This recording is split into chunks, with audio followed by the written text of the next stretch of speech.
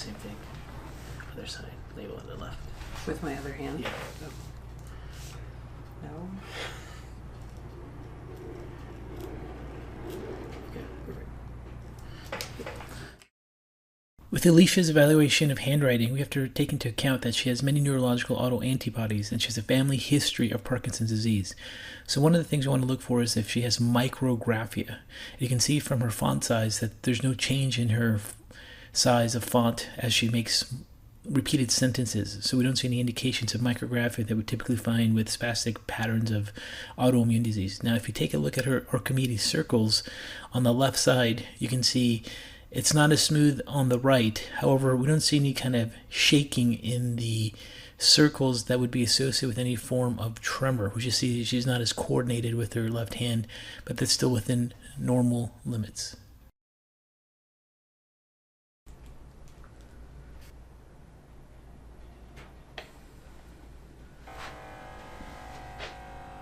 Whenever you're taking blood pressure, you really want to make sure that the patient is comfortable, that they have emptied their bladder, that you're not speaking with them. During this blood pressure test, Alicia was sitting in this room for 2 minutes without any kind of conversation, and we were able to get an accurate resting blood pressure. The cuff size is adequate, so we don't have any indications that we may have a falsely elevated blood pressure. Now, you can see that her seated blood pressure is a little bit elevated at 143/104. And then when we have her stand up, her blood pressure slightly drops to 135/101. This is not an indication of orthostatic hypotension, but we do see that her blood pressure is on the higher end of the range. Now, this may be just related to her increased body mass index and her patterns of dysinsulinism, and these things would typically be markers that we want to evaluate over a period of time and make sure that as she can control her insulin and metabolic syndrome patterns, we can see this blood pressure normalize. You can kind of see this vein right here.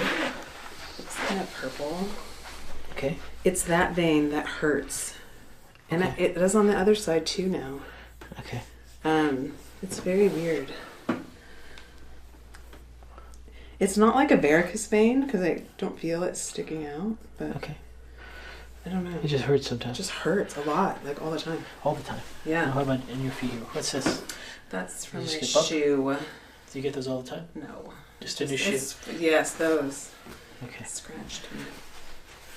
These are kind of rough around. I'm barefoot all the time. Barefoot all the time. Okay. This is your shoe too? Yeah. Okay. You don't have any redness or swelling or anything like that? No. So that's your Well, I did. I mean, the swelling that I had was in this arm. that mass. Here. This right here. This. So they just did the ultrasound on it. That's what they did the ultrasound on. But then I also now, this is all swollen. In the same sort of weird squishiness. Okay. Is that the same on this side or? A little, but it's It's not as very less squishy and much. Yeah. How do you Yeah. feel? Yeah. it's very weird.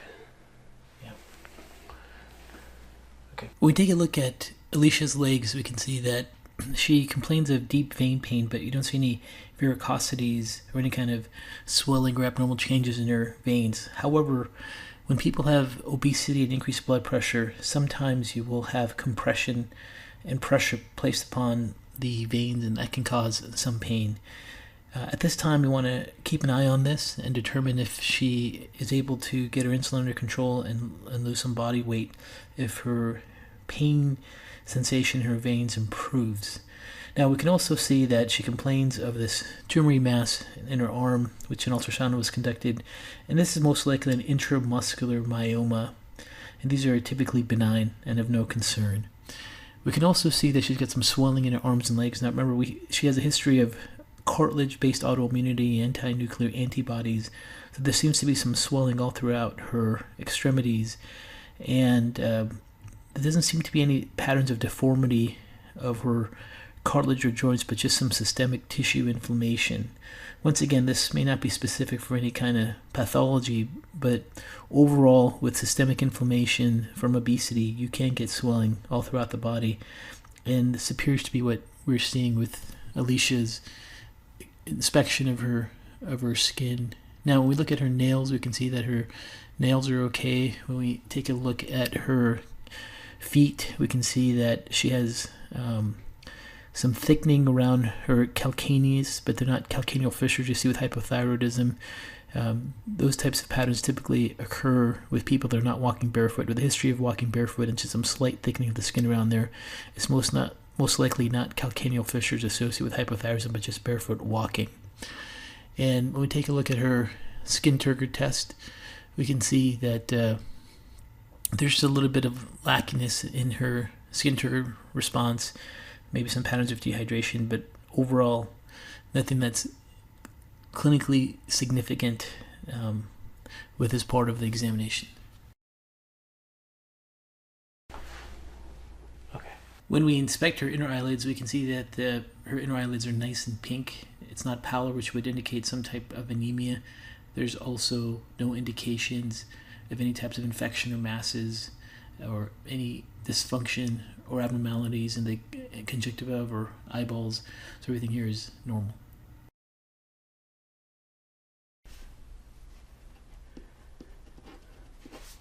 You can see that her pulse oximeter reading in a rested position is 97% and her resting heart rate is 76. Now with the pulse oximeter, we really want to see that oxygen saturation around 98% or higher. Now you'll see throughout the exam we did listen to her lungs and did a spirometry examination. Those were all normal. She just may not be breathing well enough. She may not have enough muscular strength, or may have even some of her body weight compressing her chest, so she's not able to take deep breaths and get as much oxygen into her lungs. But there's no underlying lung pathology as we evaluate her throughout the examination.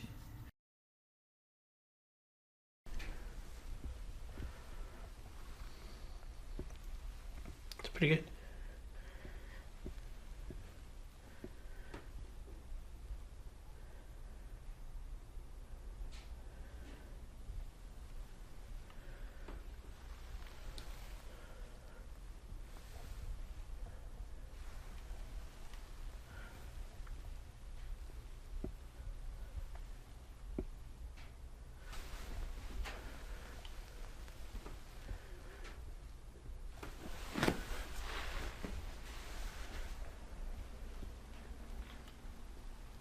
Here I'm using a surface thermometer to look at her temperature of her skin and measuring it proximal to distal to get a general idea of what's happening with her circulation.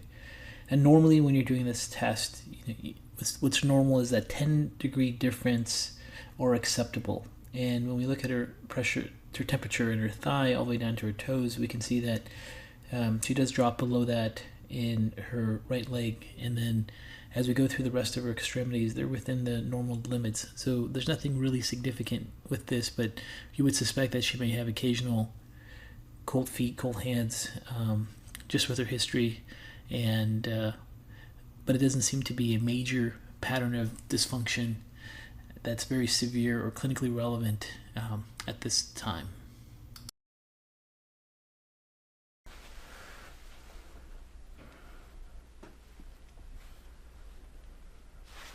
Just gonna move your back.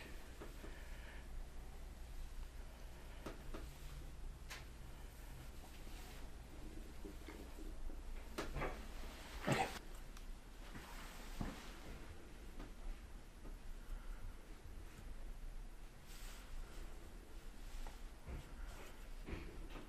Swell. With inspection of her thyroid gland, you can see the thyroidectomy scar. As you remember from her history, she had a thyroid nodule which was aggressively removed, even though the patterns weren't indicating that there's anything pathological, more like a preventive procedure. And palpation across her thyroid gland itself doesn't really indicate any large masses or any type of multinodular patterns or swelling at this time. I palpate your lymph nodes. You seem to have chronic lymph node swelling in the past. Do you still feel tight lymph nodes? It happens much less frequently. The ones that were swollen on and off were these occipital. Yeah. They feel okay. They do feel okay right now. The one that's super painful right now is right behind here. Yeah. Okay, so You mean this? It's so hard to explain. It's kind of like here, but in like an inch. It's right behind that cartilage. And earlier today, it was so painful, I couldn't even touch my ear. But I did like this, like the draining of the, and it helped a lot. But if I put any downward pressure on it, still, it still hurts. Okay. Let me have you open and close your jaw. Okay. Alicia has a past medical history of chronic lymph node swelling, but upon palpation of her lymph nodes during the examination, I wasn't able to feel any enlargements of her lymph nodes all across her cervical chain, her suboccipital regions, her submental regions. They were all normal. Now, she complains of pain by her right ear, but where she's complaining of pain is not really where lymph nodes exist. So it's possible that during the examination I thought this could have been a temporomandibular joint swelling or inflammatory response, but palpating over the TMJ joint, there was no pattern. Now when she explains that massaging her muscular lymph nodes in that area relieves some pressure, this may be associated with her dysfunctional eustachian tube that she suffers from, and sometimes you can get abnormal pressure in that area that can lead to pain, but her chief complaint is not associated with swollen lymph nodes and most likely a result of her dysfunctional eustachian tube.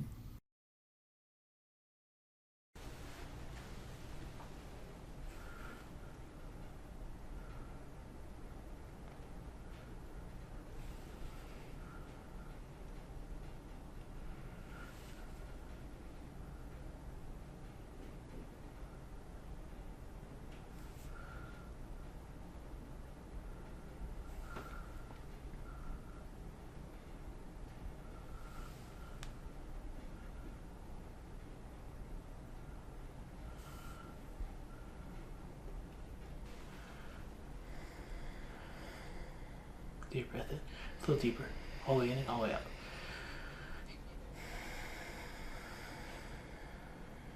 Perfect.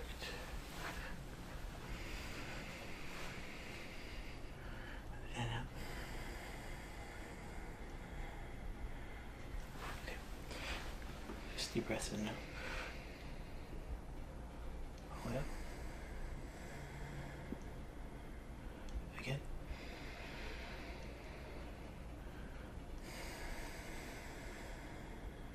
Out. Okay. One more time. In and all the way up. Deep.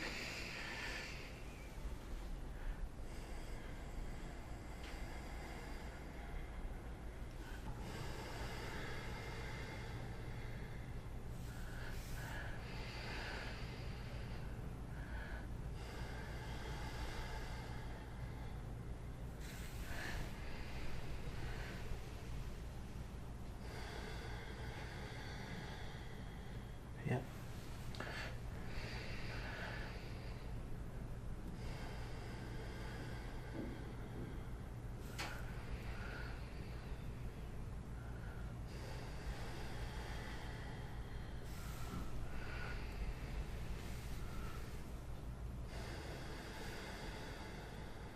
In this part of the exam, I'm auscultating her thyroid, and normally you should hear no sounds, and we don't. Sometimes when people have a hyperactive response, there's increased blood flow in the area, and you can hear circulation of the thyroid gland. When someone's in a hyperactive thyroid state, there's no abnormalities with auscultation of her thyroid gland. And then you can see me auscultate her carotid arteries. There's no evidence of any type of bruise. Then I go through and auscultate her heart. Her heart sounds are nice and healthy. There's no indications of any splits or murmurs or extra heart sounds. Then I go through and do a very careful lung auscultation since her SpO2 levels were 97%, and there's no abnormal lung sounds. There's no wheezes or crackles or rales or rhonchi or any indication that she has anything dysfunctional with her lungs during auscultation. And when we go through and evaluate her carotid arteries, her thyroid, her heart, lungs with auscultation, everything is normal.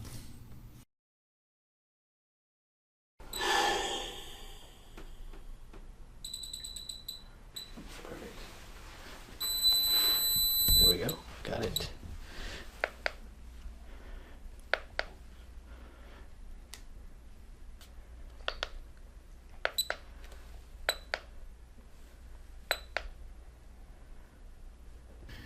Spirometry was conducted to evaluate her force vital capacity and the quality of her lung function.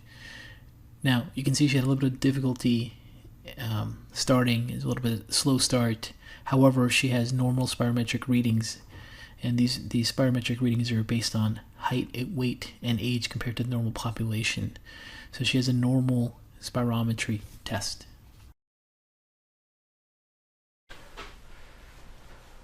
Coffee. Other side. Chocolate.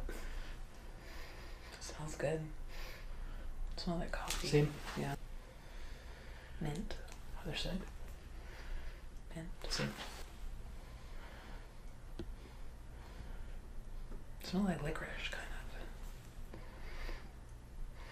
Yep. Same. Black licorice. The olfactory examination is really important because one of the earliest signs of Parkinson's disease is a loss of smell, particularly to coffee, anise, and mint. Now, with her family history of Parkinson's disease, we wanted to see if she shows any abnormalities in her ability to perceive these scents, and you can see she was able to quickly perceive all three scents, and it was normal between the left and right nostrils, no patterns of hyposmia.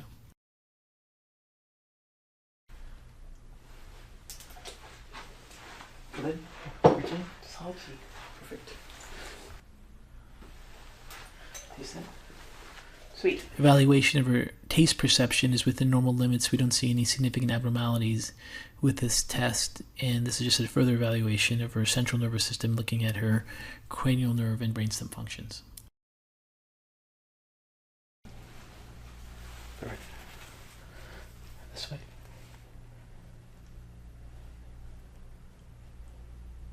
All right. Okay.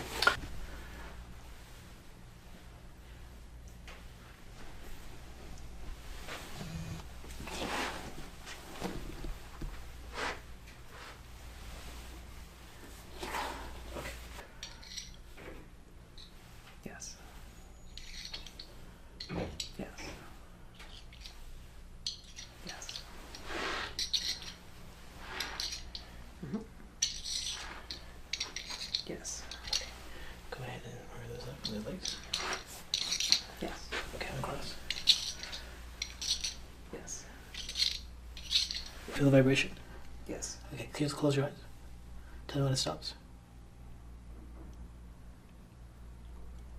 No. You feel it vibrate? Yes. Tell me when it stops. No. Here's number one. Here's number I two. can't Which tell. one's cold? That went the second one. Here's number one. Here's number two. Which one's cold? With the number one. Here's number one. Here's number two. Which one's cold? Two. Okay. This one, and that's two. Two. Two is cold. Which one's cold? Here's one. Here's two. One. Here's one. Here's two. One. Here's one. Here's two. Two. Okay. Two. Two. Two.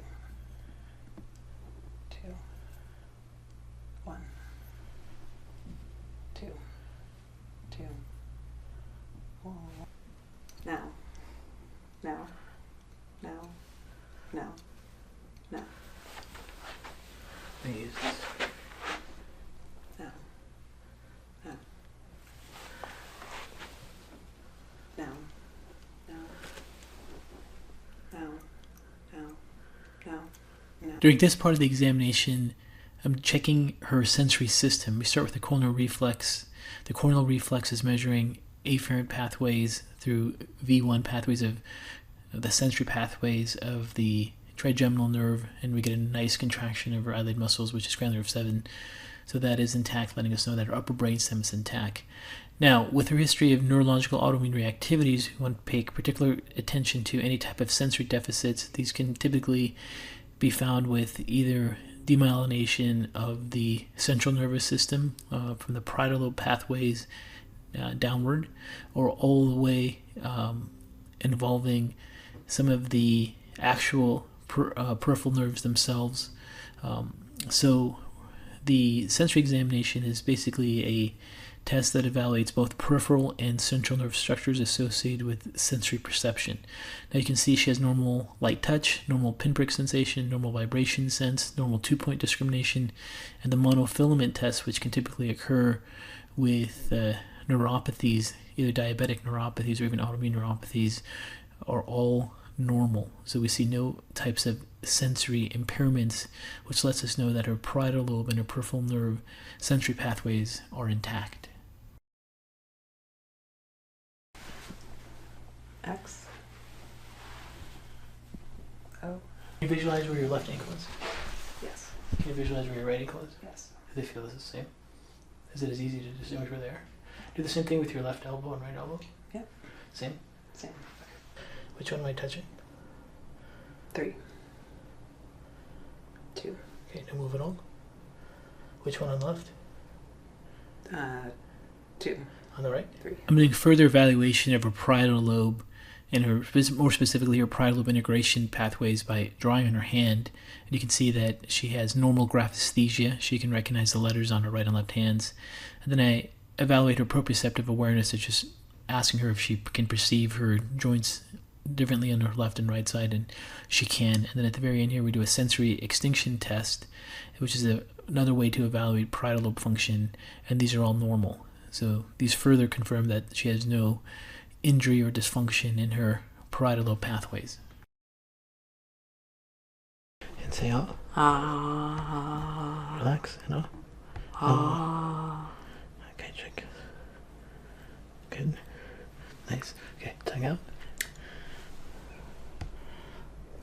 Good. Okay.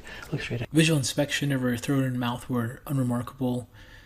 There were no abnormal patterns found with her lips, her oral mucosa, her gingiva, her gums, her teeth, her tongue, her tonsils, the floor of her mouth. She had a normal gag reflex bilaterally. She's producing lots of saliva.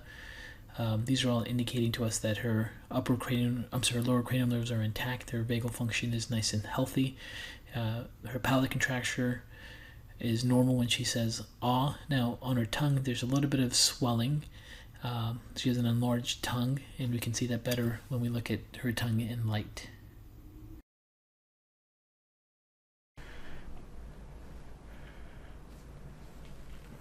Perfect.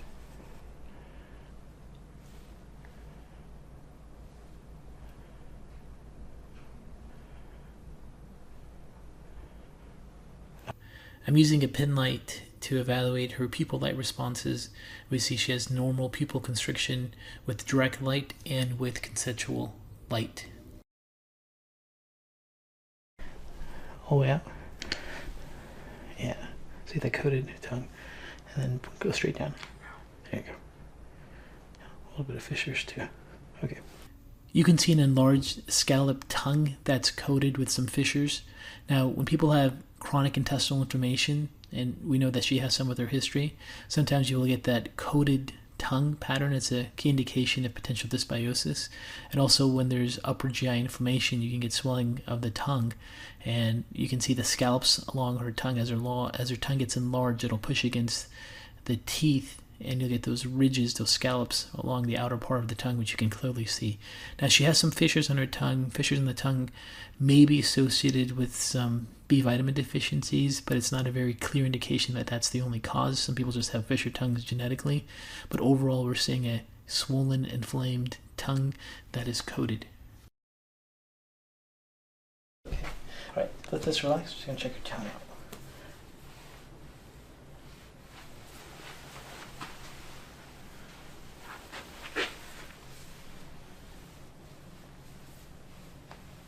In this part of the examination, I'm evaluating her muscle tone. Now, this is going to be very important for her overall evaluation of potential early Parkinson's disease with her family history. With Parkinson's disease, one of the early signs that will show up, besides loss of smell, will be rigid muscle tone due to increased rigidity and dysfunction in the basal ganglia indirect pathway. Now with her muscle tone is intact. We don't see any pattern of lead pipe rigidity or any kind of knife clasp deformities. We don't see any kind of spastic types of patterns for demyelination of the motor loop. She has normal muscle tone in all 4 limbs with passive range of motion.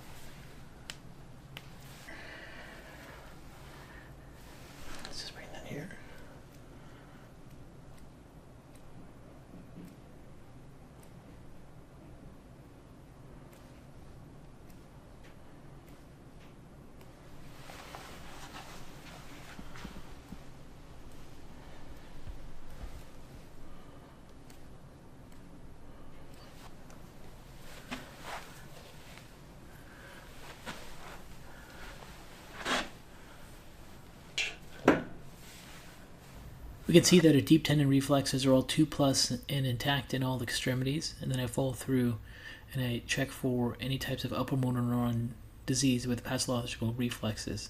So we can see that our palm stroking reflex is normal.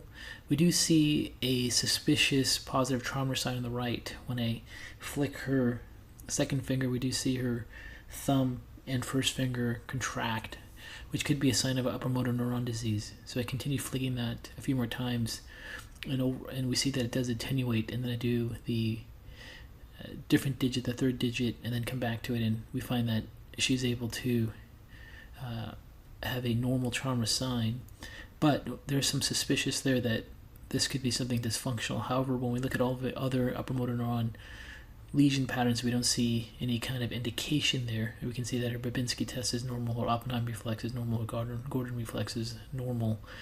So we have to keep an eye on this trauma sign on the right. It's potentially positive, which could indicate some type of upper cervical, upper motor neuron type of disease pattern, some kind of demyelination or pressure on the cord. However, it does attenuate. We do repeat testing, so at this point it's only suspicious. We can see she has no clonus, so overall we have a suspicious trauma sign, but it's not reproducible as we continue to do the test, and no other indications of upper motor neuron disease. Like this. Perfect. Move your right foot as fast as you can. Left foot as fast as you can. Perfect. Rapid motor testing is a really quick way to evaluate the motor strip and the premotor cortex. You can see with her, she has no problem doing any type of rapid motor tasks with her hands. So finger to finger is nice and rapid and symmetrical on both sides. And then you can see she plays the piano equally on both sides. And then we do foot tapping. We can also see she has regular speed and amplitude with these tests, and that they're symmetrical. So these tests are interpreted as normal rapid motor tests. Yeah. And the other side. Let's show it going in. Perfect. Do one more time, eyes closed.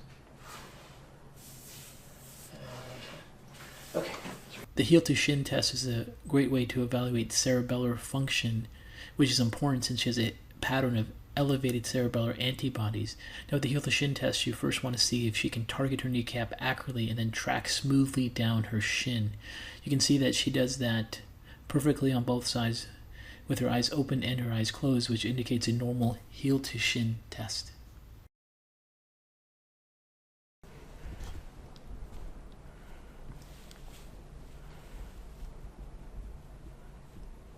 Good. Just relax here. Wrinkle your forehead. Apply your cheeks. Stick your tongue straight out. Good. Push your tongue against your cheek. Other side. Open and close your jaw. In this part of the examination, we're evaluating Meyerson sign. With Meyerson sign, when you first tap, you want to see blinking, but as you do repeated tapping, you should not see any type of blinking pattern.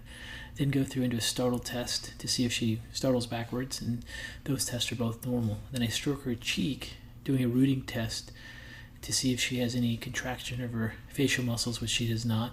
And then we evaluate her facial motor strength, and they are symmetrical and intact bilaterally.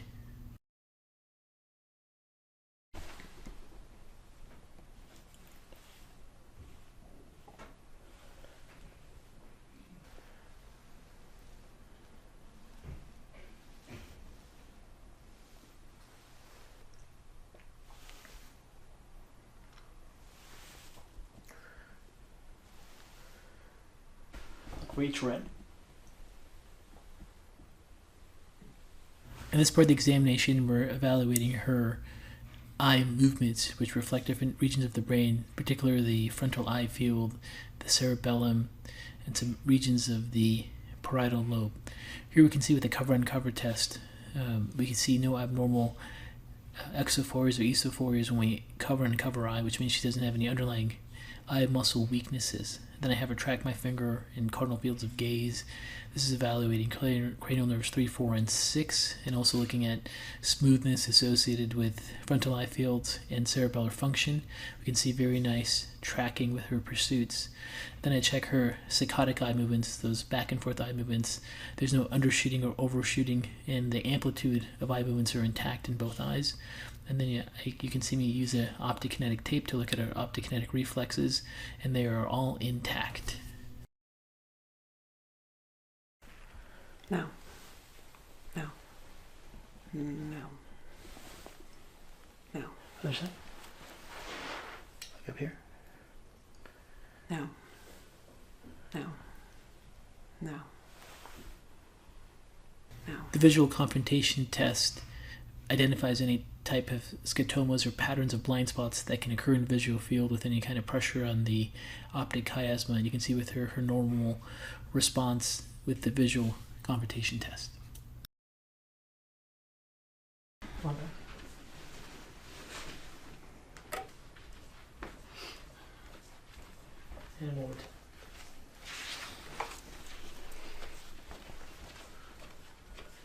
This time when you come back, say out loud every other letter of the alphabet. A, C, E, G, I, L, N. When evaluating gait function, you're looking to make sure that the person has normal ambulation, that their arm swings are equal between right and left, and they are swinging. Then you're also looking at stride length and making sure the strides are equal from right to left. You want to also look to see if there's any type of sway or any kind of angulations of her limbs, which we don't see.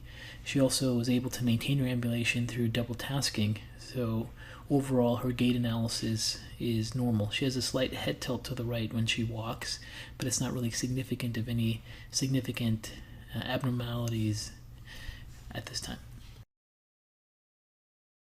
Feet together, eyes closed.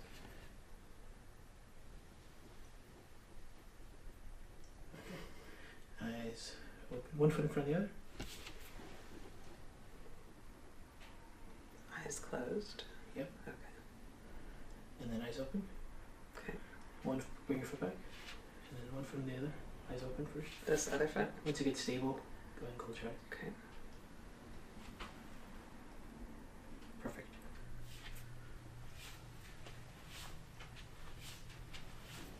Testing for stability is essential in Alicia's case since she has cerebellar antibodies. You can see when we evaluate her balance that her balance is very good. She has a normal Romberg's test, and then as we do a tandem Romberg, she has no sway or deviations, and as we have her do heel to toe walking across the room, she is able to maintain her balance, and she's also not tilting to one side or the other, and overall she has very good stability and balance and very good midline cerebellar function. As you can. Perfect. Rapid supination and pronation is a way to evaluate the lateral cerebellum. You're looking for smoothness in movements and the ability to calibrate movements between supination and pronation equally and at a normal amplitude on both sides. You can see with her, she has normal supination and pronation calibration. This indicates that her lateral cerebellum is functioning well.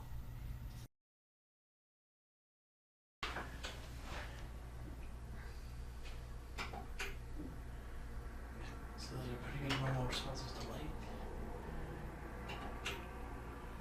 Great. In this part of the examination, I'm using infrared goggles to do a really good evaluation of her pupillary light responses.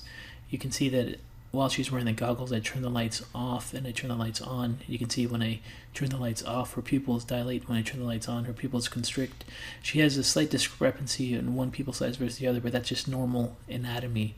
Overall, she has intact pupillary light reflexes, which lets us know that her upper brainstem regions and her visual pathways that typically can be the first sign of demyelination associated with MS are intact. Okay, put your hand in front of you, straight out, and bring that towards your nose. And all the way out. Perfect. One of the most common areas of lesions occur in multiple sclerosis is the medial longitudinal fasciculus, and this is where you can get disconjugate gaze. Now here you can see I have her look at her finger straight in front of her, and then bring her finger towards her nose, and she can see normal convergence, and you also see her pupils constrict, which is normal part of the accommodation test. So her accommodation test is normal, and these visual pathways are intact. Look all the way to the right for 5 seconds. And then left. And then upward gaze. Downward gaze. Look straight ahead. As we do a thorough evaluation of her cerebellum, I want to check to see if she has any type of gaze-evoked nystagmus. So while she's wearing the goggles in darkness with these infrared goggles, I have her gaze in different directions to see if it induces any abnormal rapid patterns of nystagmus. You can see with her, we don't see any abnormalities with this type of testing. All the way. 1, 2, 3, 4, 5. Stop.